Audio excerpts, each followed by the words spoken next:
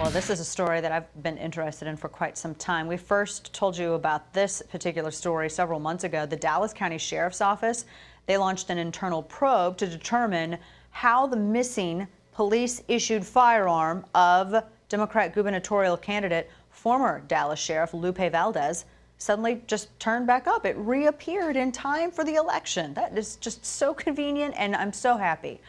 In July, the Sheriff's Office announced that Valdez's service weapon, which procedure mandate that she turn in once she resigned as sheriff to run for governor, well, it was missing.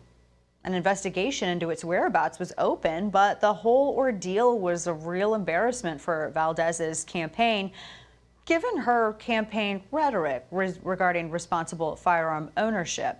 I mean, obviously, not to mention what I'm sure is genuine concern, which is why it didn't go reported immediately, that her firearm could fall into the wrong hands.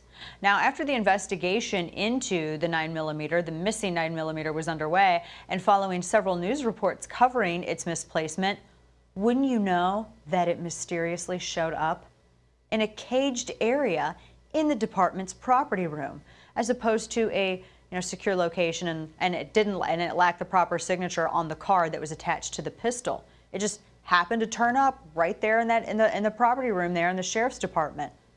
Imagine that. Wonder how it got there. In response to its discovery, interim Dallas Sheriff Marion Brown said, quote, "I don't know where it was all this time," adding, "How is it that it got in and one piece of paper was signed and not the card?" Now, there appear to be few clues that would answer this question. No fingerprints were found on the weapon, which Brown noted was strange, saying there should have been some prints of somebody who handled the weapon. It's almost like it was returned by somebody who had enough training to know what they were doing. For Valdez's part, she maintains that the weapon was misplaced after she had already turned it in, and it just got lost during the transition from her hands to the property room. It's such a long way to go, those several steps. The whole thing does sound quite interesting. I mean, I'm sure that it's incredibly embarrassing for Lupe Valdez, the improper handling of a service weapon by a candidate who repeats her party's talking points about responsible gun ownership, and just the assumption that every other law-abiding gun owner out there would somehow commit the things that she, or would somehow lose a firearm the way that she did.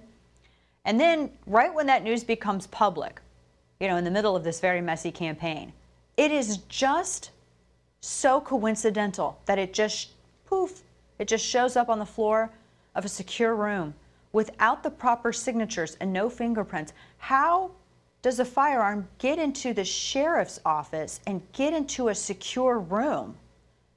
I mean, was it magic? I don't know. Did Harry Potter appear and apparate it into that secure room? It almost seems, now I'm just speculating here, but it almost seems like somebody that maybe had access or knew people who had access and knew how to wipe fingerprints off of a firearm, maybe perhaps found a way to place it in that room. It's just a suggestion, but how fortunate are we, and especially Lupe Valdez, that right when it was beginning to hurt her in her campaign, it magically reappeared in that secure room. Well done.